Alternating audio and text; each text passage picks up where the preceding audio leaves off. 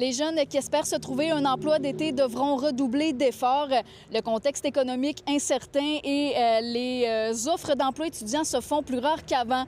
Le Carrefour Jeunesse Emploi de la Baie constate que les chercheurs d'emploi de 15 à 35 ans doivent aujourd'hui envoyer davantage de candidatures et soigner leur présentation pour se démarquer. C'est particulièrement difficile cette année. On revient un peu plus à la norme. Les dernières années, ça avait été plus facile parce qu'il y avait une très grande pénurie de main-d'œuvre. Cette année, c'est plus difficile. Il faut travailler pour se trouver un emploi. Là. Il y a quelques années, tu envoyais un CV, puis il était tellement rare dans les boîtes de courriel des employeurs que ils sautaient là-dessus. C'est plus le cas. Il y en a beaucoup plus. Donc, il faut se démarquer. Donc, c'est d'y aller en personne, d'aller serrer la main de quelqu'un.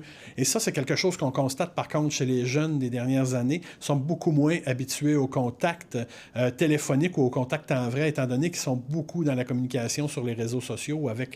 Donc, c'est un problème qu'il faut adresser. Selon Statistique Canada, le taux de chômage s'élève à 13,8 % chez les 15 à 24 ans en mars 2026, un taux presque identique à celui de l'an dernier.